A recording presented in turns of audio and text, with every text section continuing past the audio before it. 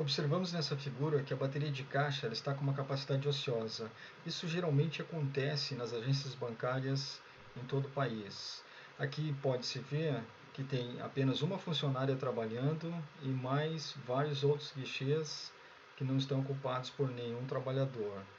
Isso representa o quê? Em média, as instituições bancárias, as agências bancárias e os PABs em todo o país, eles apresentam em média 2 trabalhadores nas baterias de caixa, tá? Sendo que um geralmente ele exerce a função de caixa, né? Tem o cargo de caixa, e os outros apenas vão dar suporte a esse caixa, que daí é o gerente operacional, o supervisor, o gerente de atendimento, enfim, essas pessoas que vão dar o suporte ao caixa, mas elas só prestam suporte ao caixa em momentos de pico, né? Fora os momentos de pico, eles voltam para suas funções tradicionais dos cargos que ocupam. Então isso representa uma grande demanda que tem que ser absorvida por esse profissional caixa, né?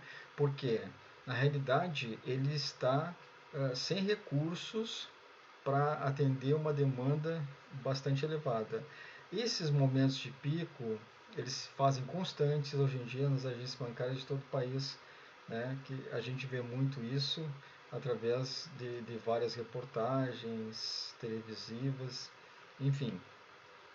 Sendo assim, existe um método, né, que vai representar essa, esse atendimento dos caixas, né, e vai medir qual é o déficit nessas baterias de caixa. Tá?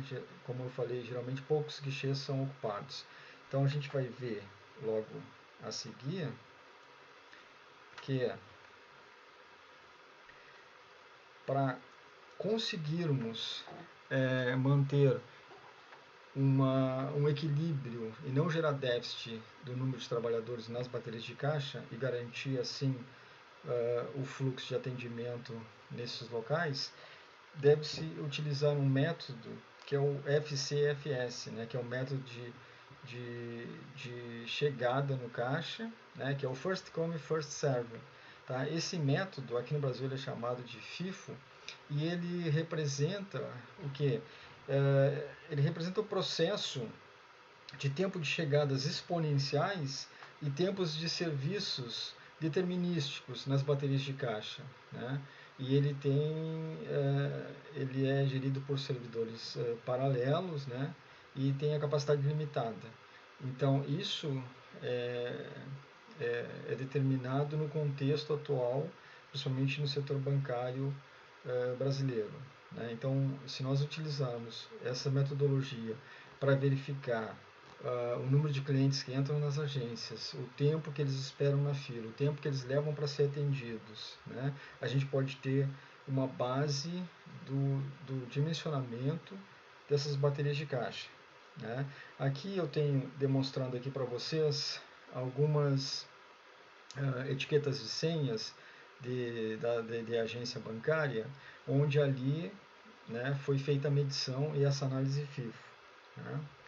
Então, vamos verificar aqui, né, o que representa, na realidade, essa metodologia. Né? Ela que vai nos dar o parâmetro de como anda a equalização das baterias de caixa.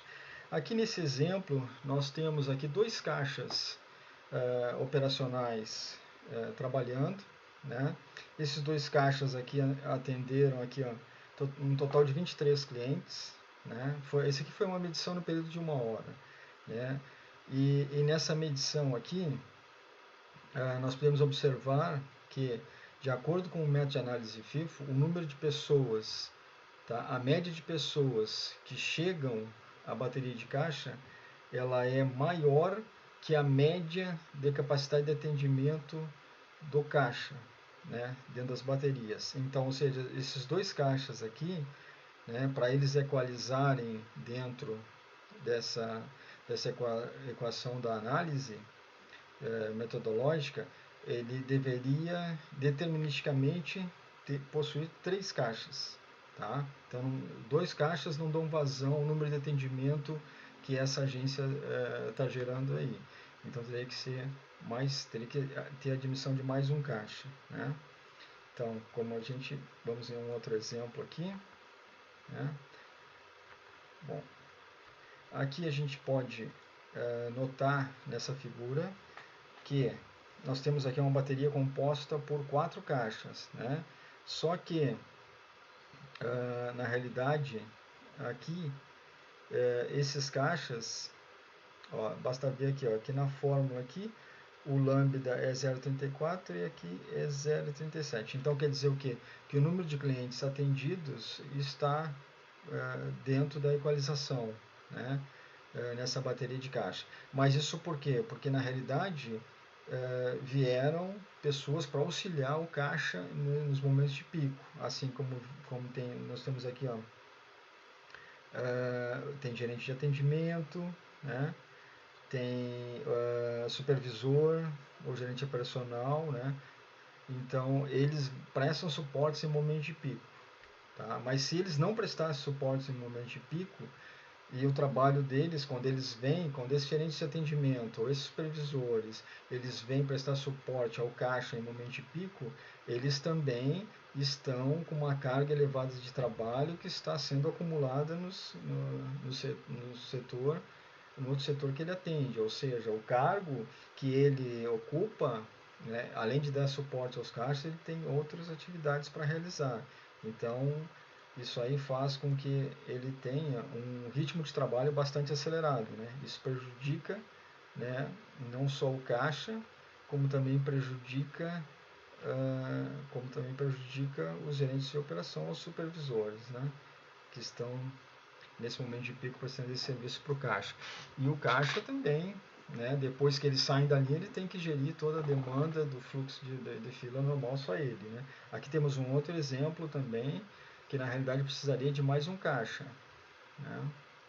Então, quando o tempo de chegada do cliente é maior, quando o tempo de chegada do cliente na bateria de caixa é maior do que o tempo de atendimento, aí é necessário rever a questão da equalização do processo de fila, né? E colocar mais um caixa, né, para suprir esse déficit, né? Bom, analisando a questão das baterias de caixa, aqui nós temos diversas baterias de caixas aqui, mostrando aqui o que está equalizado, o que não está equalizado, mas em média não estão equalizados. Em média o déficit na bateria de caixa é bastante preocupante, né, nas agências, né? O que acontece nas agências atualmente, né, principalmente quando elas vão ser fiscalizadas ou auditadas, é que naquele momento em que o fiscal está na agência ali, né, o gerente determina que o supervisor vá e fique com caixa e atenda ali, aí ele parece que está equalizada a agência em relação ao déficit do número de trabalhadores de caixa, mas na realidade não está. Termina aquele período ali da fiscalização, o supervisor volta para o lugar dele, né, para as outras ocupações pertinentes a ele, e o caixa continua sozinho.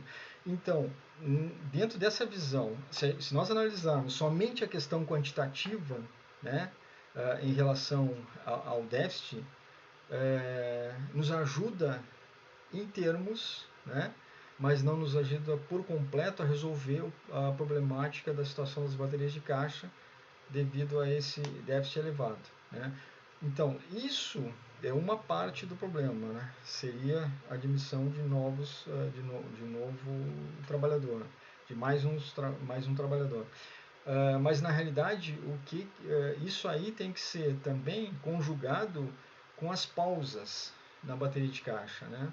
Ou seja, o caixa que está ali, que trabalha, que tem o cargo de caixa realmente, ele vai ficar vai poder ter 15 minutos, tá, de descanso, né, que é os 15 minutos legais.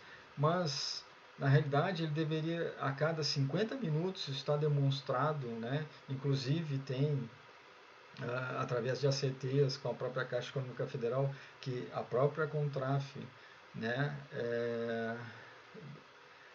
atuou também junto para fazer esse acordo entre a Caixa Econômica Federal e os trabalhadores, né, para que os trabalhadores pudessem ter a cada 50 minutos trabalhados 10 minutos de folga. Então isso é um outro advento que também ajuda nessa questão do déficit da bateria de caixa da área operacional, né? Então isso é uma coisa que tem que ser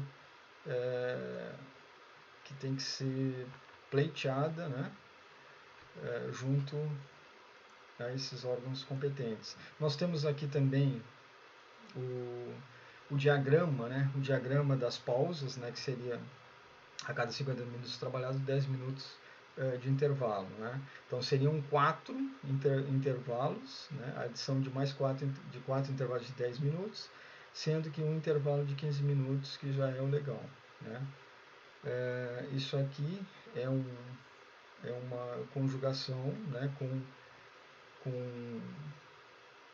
a demanda de atendimento que é necessária realmente ser adotada por todas as agências bancárias aqui do país, que hoje em dia, inclusive na Caixa Econômica Federal, isso aí é algo que não acontece, né, que apenas está no papel, né?